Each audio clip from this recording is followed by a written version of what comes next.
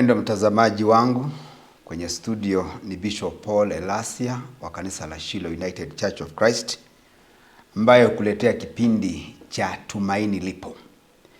Na kusalimu nikisema Bwana asifiwe. Nikikukaribisha katika kipindi hiki ambacho kimekuwa cha baraka kwa baadhi ya watu, wamekuwa kinieleza kimekuwa cha baraka kwao, kimewatia moyo, wakiandika jumbe zao, wengine wakipiga simu wakisema ya kwamba Mungu amewabariki kupitia kipindi hiki. Hivyo mpendwa, na kukaribisha, na kabla hatujaweza kuingia katika neno la siku ya leo, ninaomba ya kwamba tuweze kuomba pamoja na baadaye tuingie katika kipindi. Baba wetu, katika jina la Yesu Kristo, tunakushukuru kwa sababu ya siku nyingine njema. Bwana, umekuwa nasi, tunaliinua jina lako na kusema asante. Umekuwa mchungaji mwema, tuna sababu ya kuliinua jina lako kwa sababu ya mapenzi yako juu ya maisha yetu. Baba, ninakuomba ni kwa sababu ya mtazamaji wangu wa kipindi hiki cha Tumaini Lipo, ya kwamba Mungu ukaweza kumsaidia anapoungana pamoja nami, ukaweza kumbariki na ukampa masikio ya usikivu, akaweza kusikiza neno lako. Zaidi ya yote mfalme, akaweza kuliweka katika matendo. Na ni katika jina la Yesu aliye Bwana na Mwokozi ninaomba. Amen. Pendo mtazamaji wangu, nashukuru. Juma lililopita tulikuwa na neno kuhusu Tumaini Lipo. Na tukawa tunaongea kuhusu mpendwa mmoja aliyeishi kwenye lango la Yerusalemu pale kwenye birika la Bethesda kwa miaka 38. Na hakuweza kutoka pale kwenye lango. Licha wengi walikuja wakipona na wakienda, yule mpendwa hakukata tamaa, aliendelea kukaa mahali pale. Wengi walikuja walikuwa vipofu, wakaona, viwete wakatembea, na mambo mengi, miaka 38. Na tukaweza kugundua ya kwamba kukaa kwake katika lile birika mahali pale, alikuwa na tumaini siku moja Mungu ataweza kumsaidia. Na kwa sababu alikuwa na tumaini hilo ya kwamba alikuwa akisema kwamba sina mtu wa kuniweka kwenye birika. Aliona watu wanakuja wanachukuliwa wanaweka kwenye birika, wakati birika maji yalikuwa yakitimbuliwa na malaika. Wale waliokuwa wa kwanza kuingia kwenye birika walipokea uponyaji na wakaenda. So yeye alikuwa anajua, akisema ya kwamba Yesu alipompata alisema amekuwa mahali pale, lakini hakuwa na mtu wa kumweka kwenye birika. Hivyo alikuwa na imani na lile birika, ya kwamba ndani ya hili birika kuna tumaini la kupona. Kwa hivyo mpendwa, hakuweza kukata tamaa. Nami nataka niseme ya kwamba siku ya leo pia Bwana ametupa nafasi ya kuweza kulisikiza neno ambalo Bwana ameweka ndani yangu. Na ninaamini ya kwamba Mungu ana kusudi kubwa la kuweza kubariki maisha yetu. Na kwa sababu Mungu ametuneemisha tena siku ya leo, niruhusu niweze kuingia katika neno la Mungu ili tukaweza kubarikiwa pamoja. Na ninajua ya kwamba Mungu ni mwaminifu, ana jambo la kubariki mioyo zetu siku ya leo. Fungua nami kwenye kitabu cha Yeremia 29. Kitabu cha Yeremia 29. Nitasoma tu aya ambayo tumeizoea kuisikia, lakini nasikia ikinitia moyo kwa sababu inanena neno la kunitia nguvu. Yeremia 29:11 nasema, maana nayajua mawazo ninaowazia ninyi, asema Bwana, ni mawazo ya amani wala si mabaya, kuwapa ninyi tumaini siku zenyu za mwisho. Jina la Bwana litukuzwe. Kama jinsi nimetangulia kusema ni kwamba kipindi cha Tumaini Lipo. Huyu ni mpendwa ambaye Mungu ananena pamoja naye, Yeremia mtumishi wa Mungu. Na kuna wakati ambapo maandiko yanatuonyesha hapa kwamba watu hawa wana wa Israeli waliishi wakiwa na mambo ambao walikuwa wanaona ya kwamba ni magumu na mazito, na wakaona kana kwamba Mungu amewasahau, Mungu hawakumbuki. Unajua kuna wakati mwingine mpendo unaweza kukaa unaona kana kwamba ni kama kwamba ulisaulika. Na wakati walipokuwa katika hali hiyo, ujumbe unafika na mtumishi wa Bwana Yeremia anawaambia ya kwamba Mungu anasema, nayajua mawazo ninaowazia ninyi. Mawazo ambayo Mungu anatuwazia sisi, mimi na wewe, kuna mawazo Mungu anatuwazia. Na mawazo ambayo anatuwazia, sema Bwana, ni mawazo ya amani wala si mabaya, na kutupa sisi tumaini, ambazo asema kwamba hata za siku zenyu za mwisho. Kuna mambo mazuri ambayo Mungu anatuwazia sisi, yaliyo na matumaini ya kwamba kenye tunaongoja katika maisha si bure. Yale mambo tunatarajia katika maisha yetu katika Bwana si bure, yana matumaini hata siku za mwisho. Hivyo ndivyo maandiko yanavyosema. Akasema ya kwamba mawazo naowazia nyinyi ni mawazo mema, wala sio mabaya. Mpendwa mtazamaji wangu, ungelijua mawazo Mungu anakuwazia wewe ni mawazo mazuri, hausingerudi nyuma. Ungerudi nyuma, haungekata tamaa, haungeachana na neno la Mungu, haungekosa kutimiza ahadi zako na Mungu. Ni mara nyingi mpendwa, unaweza kuwa unajaribu jambo katika maisha na linafika mahali unaona kana kwamba Mungu amekuacha, ni kana kwamba Mungu hakukumbuki, Mungu hakuoni. Wacha nikwambie jambo moja. Unajua wewe leo unapumua, leo unaweza kupumua vile unavyopumua, kumaanisha ya kwamba katika kalenda ya Mungu, Mungu anakujua uko hai. Mungu anajua uko namna gani, anajua yale mambo unayowapitia, anajua shida zenye unapitia, anajua matatizo ulio nayo, na niposa unapumua vile ulivyo tu. Ujue ni mawazo Mungu amekuwazia wewe kuwa hai. Jina la Bwana litukuzwe. Kwa hivyo katika maisha yako kuna matumaini mazuri ya kwamba Mungu anatuwazia sisi mawazo mazuri yaliyo na matumaini. Wengine wanaweza kukuwazia mawazo mabaya. Unajua dunia hii tunapoishi kuna mambo magumu ambayo unaweza kuona ya kwamba watu, licha mnakaa na mtu, hauwezi kujua anakuwazia nini. Anaweza kukuwazia mabaya, akuwazie mambo ya kukumaliza, anakuwazia kukuua, anakuwazia usiwaiweza kuendelea, anakuwazia vile wewe utashindwa. Unaona dunia hii. Lakini mawazo yetu, mawazo ya Mungu kwetu, anasema ni mawazo yasiyokuwa mabaya, ni mawazo mazuri, na zaidi ya yote kwa hii kipindi anasema ya kwamba ni mawazo yaliyo na matumaini hata siku za mwisho. Jina la Bwana litukuzwe. Bwana Yesu asifiwe sana. Kwa hivyo mpendwa, nataka tu nikutie moyo jioni ya leo au siku hii ya leo ya kwamba Mungu ana mawazo mazuri. Hilo jambo unaoliona unaona kana kwamba Mungu halijui, analijua. Anajua hata hao maadui zako. Anajua yale mambo yanayoendelea, anajua. Mungu anajua. Hiyo swali la kusema nani, kwa nini ninapitia mambo haya? Mungu anajua kusudi la mambo unayoyapitia.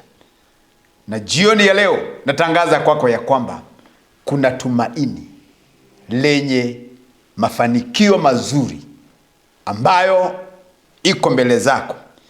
Niruhusu niweze kusoma kitabu cha Warumi. Tunapoendelea mpendwa mtazamaji wangu, usikie vile Mungu anavyohitaji kuwa wewe ni mtu wa matumaini. Fungua nami kwenye kitabu cha Warumi 15. Kitabu cha Warumi 15 kinasema nini?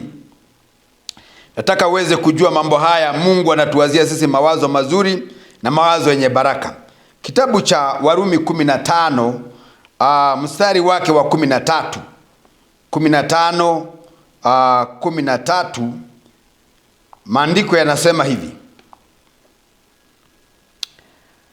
basi Mungu watumaini na awajaze ninyi furaha yote na amani katika kuamini, mpate kuzidi sana kuwa na tumaini katika nguvu za Roho Mtakatifu. Mpendwa mtazamaji, Bwana Yesu asifiwe sana. Maandiko yanasema basi Mungu watumaini. Mungu tunayemwabudu ni Mungu wa tumaini. Kwa hivyo anasema kwamba huyo Mungu wa tumaini na atujaze furaha. Palipokuwa na huzuni, Mungu anasema akujaze na furaha yote na amani. Hauna amani, akujaze amani. Na katika kuamini mpate kuzidi kuwa na tumaini. Jina la Bwana litukuzwe. Mpate kuzidi sana kuwa na tumaini katika nguvu za Roho Mtakatifu. Jina la Bwana litukuzwe. Mpendwa mtazamaji wangu, ni vizuri kujua ya kwamba Mungu tunayemtumainia yeye ni Mungu wa matumaini. Na anasema ya kwamba anatupa katika tumaini ya furaha na amani na zaidi ya yote tuweze kuzidi kuwa na tumaini katika nguvu za Roho Mtakatifu.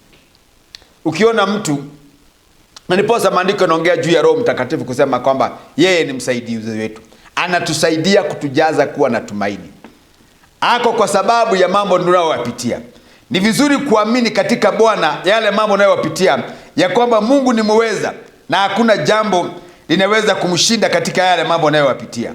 Ni sisi tu tunakosa kuona kana kwamba Mungu anaweza kutusaidia. Tunakuwa watu walegevu, tunakata tamaa, na tunaona ya kwamba mambo haya tunayoyafuata ni kana kwamba hayawezi kutendeka. Tumaini, mawazo Mungu anatuwazia. Hilo ndio jambo mimi huwa najua. Naweza kuwa na watu wasioniwazia mawazo mazuri kama nimesema, lakini kuna Mungu anayekuwazia mazuri. Anakuwazia mazuri. Anakuwazia nyumba yako ibarikiwe. Anakuwazia watoto wako wabarikiwe. Anakuwazia uponyaji. Anakuwazia mambo ambao umekuwa ukimwomba kwa muda mrefu yaweze kutimilika katika jina la Yesu Kristo. Jina la Bwana litukuzwe. Nataka tuweze kusoma neno lingine kwenye kitabu cha Isaya ambalo linasema ya kwamba but for those who hope in the Lord will renew their strength. They will soar on wings like eagles. They will run and not grow weary. They will walk and not be faint. Jina la Bwana litukuzwe. Isaya 40 mstari wa 31. Ya kwamba wale walio na matumaini watafanywa upya, nguvu zao zitafanywa upya katika Bwana. Na zaidi ya yote maandiko yanasema kwamba watapaa kama tai.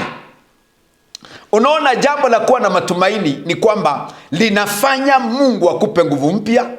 Na hata anasema ya kwamba kupaa kwako, vile tai upaa, ni ndege ambao upaa kwa nguvu na anaenda mbali sana. Hivyo ndivyo ilivyo. Na anasema kwamba hawataweza kuanguka, maana watakuwa na nguvu mpya. Mtumainie Bwana katika mambo yako. Wacha Mungu akufanye upya kwa sababu ya kuwa na tumaini.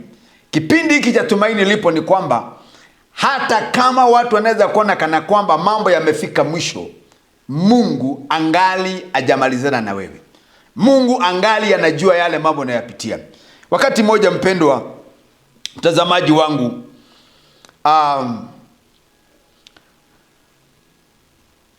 ilikuwa wakati mmoja mambo yamekuwa magumu na mazito katika maisha yangu.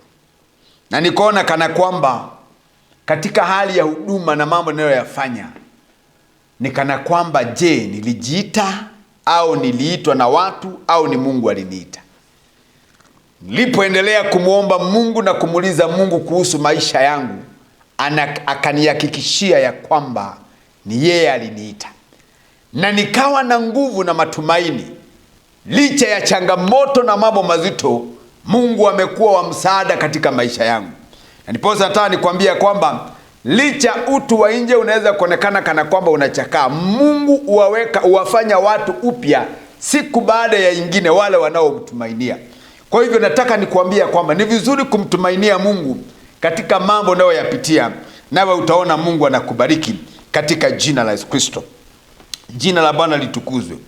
Posa tunapokumbuka ile kitabu nimeanzia Yeremia 29:11, nasema mawazo mazuri Mungu anatuwazia, yaliyo na matumaini hata siku za mwisho. Tunatumaini ya kwamba siku za mwisho tutaondoka dunia hii na tutaishi na Kristo miaka isiyokuwa na mwisho, maisha ya umilele. Shida tunazozipitia hatutaziona tena. Magonjwa yanayotutesa, vikwazo na matatizo tunayoyaona, hatutawahi yaona tena. Kwa nini? Kuna tumaini lenye mambo mazuri za siku ya mwisho.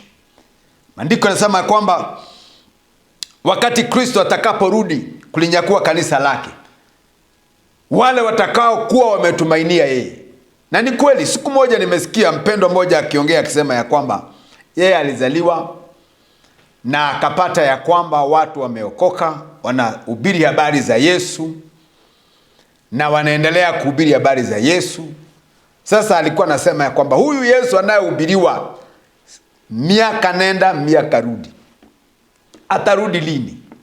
Ni changamoto kwako mpendwa. Yesu anarudi. Maandiko yanasema kwamba siku moja kwa Bwana ni kama miaka 1000, na miaka 1000 kwa Bwana ni kama siku moja. Sasa hebu hesabu hiyo hesabu ya Mungu uone ya kwamba wewe umeishi miaka ngapi. Bwana Yesu asifiwe sana. Siku moja kwa Bwana ni kama miaka 1000. Sasa kama miaka 1000 ni siku moja, wewe umeishi miaka mingapi na unakata tamaa? Mungu atusaidie, kwa sababu ni jambo la changamoto sana. Kwa hivyo Yesu anarudi. Wewe hujafikisha hata nusu ya siku. Unaona? Kwa sababu miaka 1000 ni kama siku moja. Wewe umefikisha miaka 30, miaka 80, hata kwota ya miaka ya siku moja ya Mungu hujafikisha. Na umekata tamaa. Mimi nimeteseka. Siku moja nimesikia mtu akisema kwamba yeye ametembea dunia hii. Ati ya kwamba ametembea dunia hii na ameona shida na mahangaiko yale yako katika dunia hii. So mtu mmoja akamchallenge akamwambia, hii ulimwengu umetembea ni ulimwengu gani? Imagine yeye kijiji Kenya amezaliwa hajawahi toka. Sasa unashangaa ni ulimwengu gani alitembea? Na anaongea mambo mengi. Hii ulimwengu iko na mambo mengi. Nimetembea hii ulimwengu na hajawahi tembea. Alizaliwa hapa Eldoret. Amesomea hapa Eldoret. Na huenda hata ameolewa tu hapa Eldoret. Lakini anaongea mambo ya ulimwengu. Mpendo wa mtazamaji, maandiko yanatuambia kwamba unapomtumainia Mungu si wakati wa kukata tamaa. Ni yapi umeona? Wewe ushaienda mpendwa, wakati mmoja umeenda kutembea hospitali, ukaona watu vile ni wagonjwa. Siku moja nilienda hospitali, nilikuwa nahisi kichwa kinaniuma, nataka matibabu. Nilipokaa mahali pale nikingoja daktari aweze kunipa matibabu, yale niliyoyaona, nilipona hata kabla kutibiwa. Niliona kumbe hata mimi sio mgonjwa. Mambo, wengine wanaletwa na ajali, wamevunjika miguu, wengine wameletwa wamekufa, wengine hata wako katika hali ni karibu kufa. Sasa nikaangalia nikasema mimi tu kupitia yale mambo nikaona ya kwamba kumbe hakuna mambo nimeyapitia. Kuna watu wanapitia mambo magumu. Lakini hata na hivyo unapoenda pale hospitali unasikia kwamba mtu anakuombea na anakupa matumaini. Na kweli Mungu anakusaidia kutoka kwenye hiyo kitanda, unapona, unarejea nyumbani. Ni wengi wanalala kwenye hiyo kitanda na wakati mwingine wanakufa. Lakini wewe unalala, Mungu anakuamsha na kurudisha nyumbani. Na watu wanaombewa kutiwa matumaini ya kwamba Mungu atakuponya.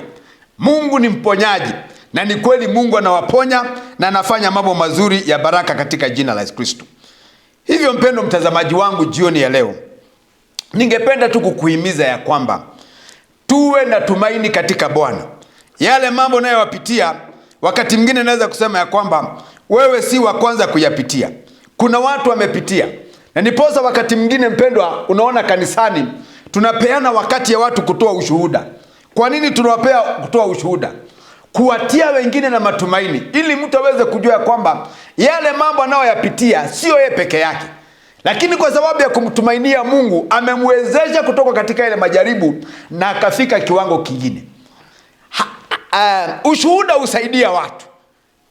Mtu anasimama anasema Bwana asifiwe, 1 2 3 anaongea, wewe unasikiza unasema na mimi nilikuwa nimekata tamaa, kumbe mimi sijafika penye huyu mpendwa amefika.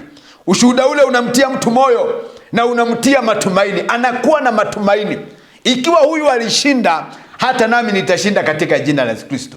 Ikiwa huyu aliokoka, hata nami nitaokoka katika jina la Yesu Kristo. Mpendwa, usione kana kwamba ni wewe peke yako unapitia matatizo ulio nayo, lakini kuna Mungu anayekuwazia mawazo mazuri. Hata na wewe, liwe kubwa liwe dogo, Mungu ana mawazo mazuri juu ya maisha yako, mawazo ya baraka, mawazo ya ushindi katika jina la Yesu Kristo. Bwana Yesu asifiwe sana. Jambo lingine ningependa kusema ni kwamba wakati tunapomtumainia Mungu katika maisha yetu, Mungu hufurahishwa na wale watu ambao wana matumaini katika yeye. Tusome kitabu cha Wakorintho wa kwanza 13:13. Inasema nini? 13:13 inasema Basi sasa na idumu imani, tumaini, upendo, haya matatu, na katika hayo lilioko kuu ni upendo. Unaona, katika mambo matatu tumepewa, maandiko inatuambia kwamba basi na idumu imani iliyo na tumaini, haya na upendo, mambo hayo matatu. Na katika mambo hayo matatu, unaona, ukiwa na imani, ndani ya imani lazima pia uwe na tumaini, na pia uwe na mtu uliye na upendo. Jina la Bwana litukuzwe.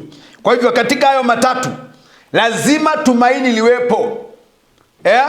Ndio wewe una imani, ndio wewe una upendo, lakini je, unatumaini? Katika mambo hayo matatu lazima tumaini liwepo. Imani, tumaini na upendo. Licha maandiko yanasema lililo kuu ni upendo, lakini katikati ya hilo jambo lazima uwe na tumaini. Mtumainie Bwana katika mambo unayoyafanya. Mtumainie Bwana. Kuwa na tumaini ni kusema ya kwamba licha siyaoni yale mambo ambayo watu wanaweza kuona na macho, lakini katika ulimwengu wa kiroho unatumaini ya jambo litakuja kutendeka la kubariki maisha yako. Natangaza ya kwamba mpendwa, kuwa na tumaini na yale mambo unayoyafanya katika Kristo. Kuwa na tumaini katika uzee wako. Kuwa na tumaini katika ujana wako. Kuwa na tumaini katika umama wako. Kuwa na hilo tumaini na utaona Mungu anakubariki. Jambo hufanya watu wanakosa kubarikiwa na Mungu ni kukata tamaa. Unajua, unapokata tamaa ni kumaanisha kwamba wewe hauna matumaini na hilo, na hauna tumaini tena na hilo jambo.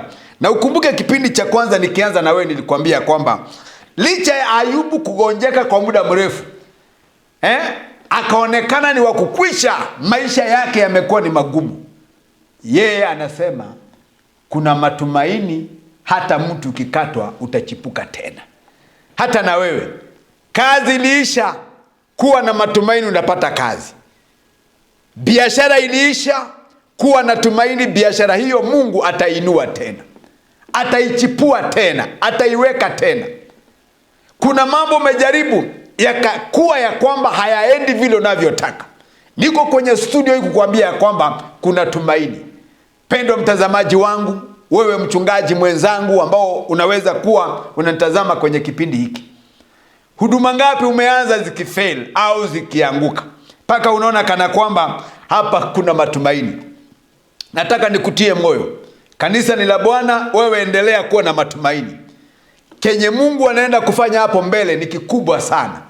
Wakati mwingine nimepata na marafiki zangu wananiambia kwamba mchungaji, mimi ninaona hata kanisa nimefunga kwa sababu washirika hawapo, hawaji kanisani. Unaenda, kuna makanisa mtu anaenda, mchungaji anaenda paka anabaki peke yake, paka anaona hii ndio gani. Lakini anaweza kukupa ushuhuda ya kwamba baada ya kuwa na matumaini katika kanisa hilo, kuwa na tumaini katika kuendelea na kumtumikia Mungu, Mungu hawezi akamwaibisha mtu mwenye matumaini.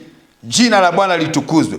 Kwa hivyo mpendo mtazamaji wangu, ni vizuri kuwa na tumaini kwa yale mambo unaoyafanya na ukaona Mungu akikubariki.